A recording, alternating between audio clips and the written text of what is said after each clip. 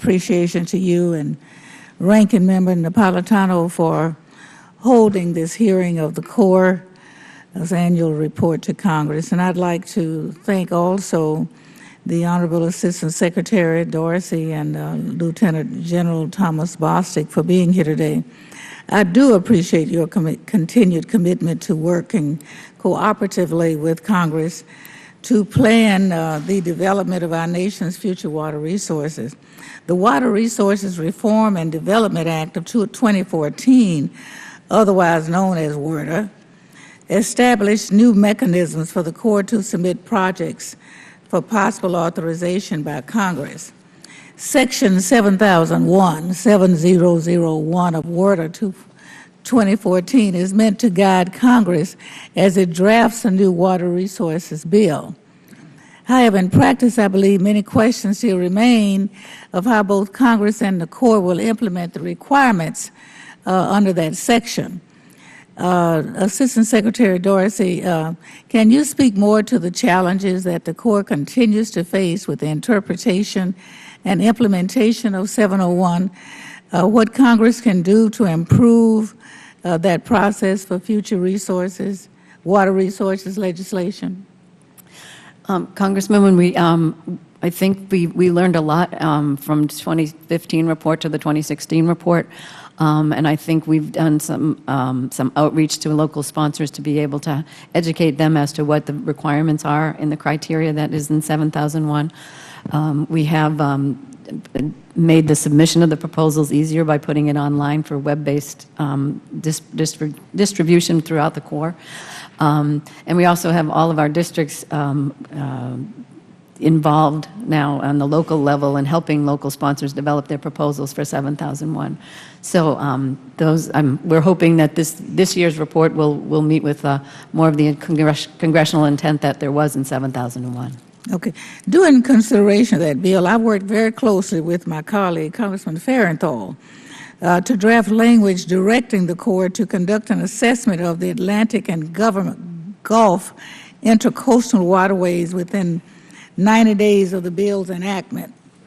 While the language was adopted and included in the bill, that assessment has not yet been completed, or we don't have the response.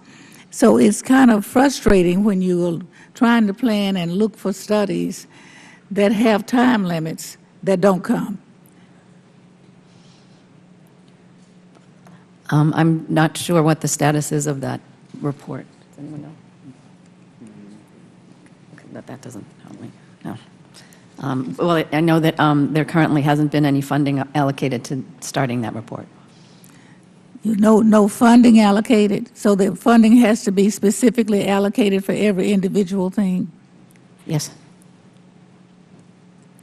So when we draft a bill and have instructions and don't have a line item to pay for it, it will not be done? All of the studies that are authorized compete for funding within the President's budget every year.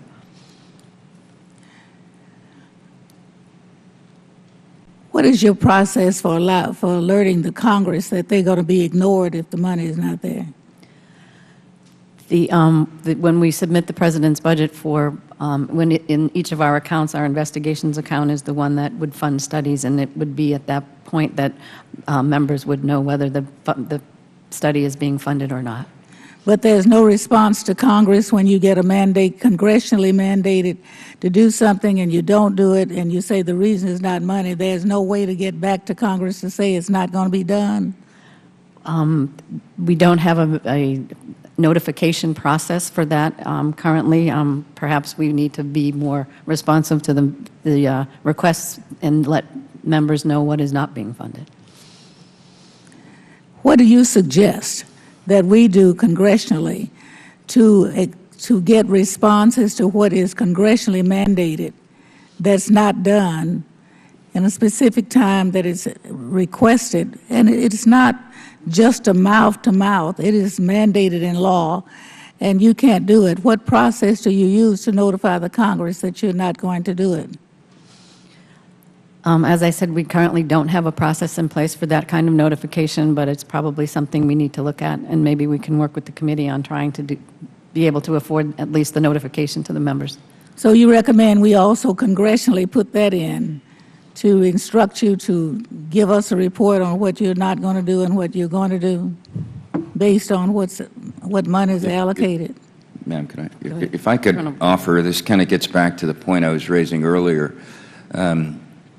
You know, when you look at BRAC or you look at what we did after Hurricane Sandy and after Hurricane Katrina, we had a lot of upfront funding. We knew what it was going to cost, and we provided the money that was required, and we worked with the interagency, and we got the work done in a rapid pace.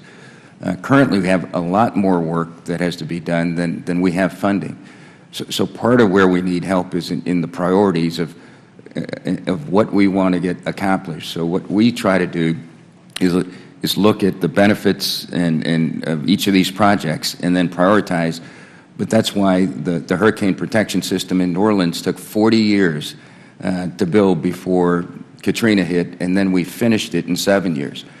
So all of these projects are out there. We need help with priorities. Priorities like BRAC, where the Congress said you will start in 2005, you will be done in 2011, and we were funded for it, and we did it. Right now, we have a lot of projects that the members want done and limited funds to do that, and we're not ignoring the Congress. We're trying to do the best job that we can with the dollars that we have. Thank you, General. Mr. Rauser. Thank you, Mr. Chairman, and Madam Secretary, General Bostic. Thank you so much for being here today.